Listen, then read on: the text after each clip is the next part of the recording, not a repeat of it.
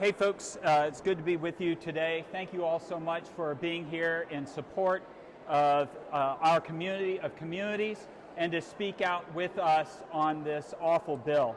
I am Chaplain Dahron Johnson, Nashville co-chair for Tennessee Equality Project. Thank you all for being out here today to get a little bit more information about HB754. This is a bill that Representative Faison has tried to bully through the House for 3 years now, and he's done so under the guise of a story about how this bill helps forward a type of equality of healthcare access. However, all he's done along the way is proven that what we need is healthcare that supports people wherever, whoever, and however they are. What he hasn't talked about is how this bill seeks to grab data from insurers, from providers, about patients throughout this state. Information that any other patient with any other community would be horrified to know was being put in reports and sent to the desks of both the House and Senate. It's understandable that information might need to be traded between a doctor's office and an insurer, for example, to make sure that something is covered, or even with a health department to understand why, what trends are happening in a state. However, then to say that we need to know about these trends on the speaker's desk, that we need to know about this on the lieutenant governor's desk, all the while making highly specific registries of patients, what type of medications they're on, what type of care they're receiving, how long they've been receiving it, what the content of conversation are. Any of us would be horrified to know that that information was going out of our doctor's office in that private patient-provider setting and into other hands. And we're here as a community with all of these good allies, all of these other good community members, to ask this legislature to say no, to stop this bill in its tracks today, because 3 years is too long to trade on a false story and a false narrative about how this is an act of health equity when it's really about targeting and singling folks out for less than humane treatment. What's the worst case scenario for what they could do with this information? I mean, I think that any time that you make a list, you are collecting information into a new tool, which then has its own data concerns, right? We already have heightened data concerns about any of our health information, about health privacy on a day-to-day. But then if you say we're going to take information out of those already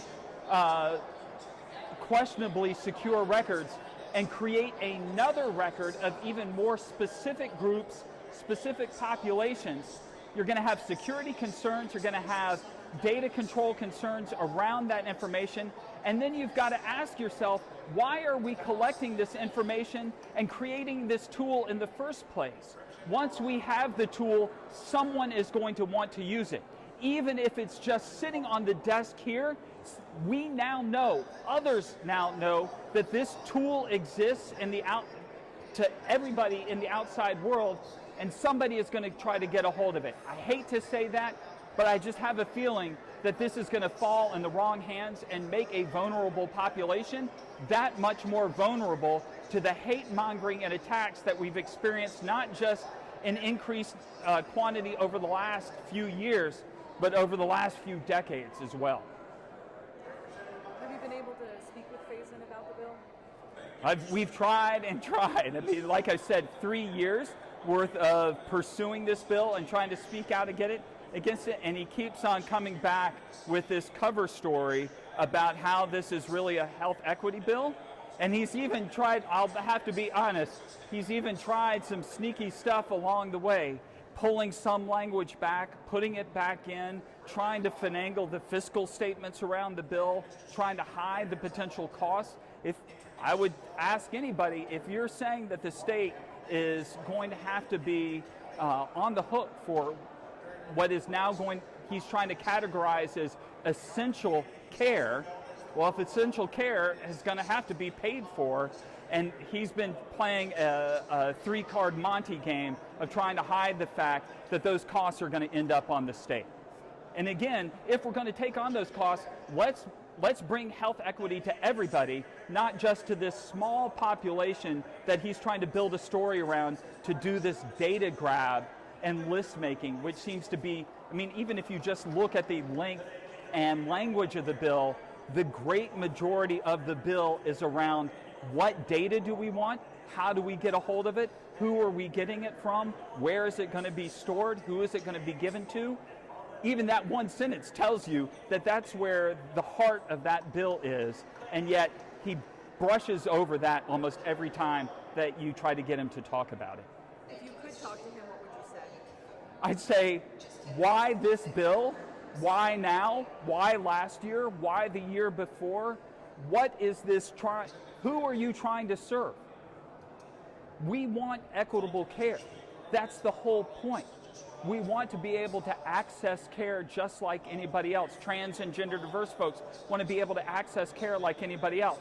If someone comes to a place in the health journey where a prior decision hasn't helped them feel at home in their own body yet, and they need to make another decision with their healthcare provider about what helps them feel at home in their own body, we absolutely should be supporting that. But if we're going to support that, then we need to be supporting all the other decisions that help folks feel at home in their own bodies. But they don't talk about that at all. They just focus on this one small section and try to make it a story about how many people regret these decisions, but they don't talk about the vast percentage of folks who feel more at home, more at ease, more capable and confident in their own life. And if folks aren't certain about those decisions, then absolutely we should support them. But if we support those, then we need to be supporting every other decision that any one patient makes with their provider. Thank you. Thank you. Appreciate you.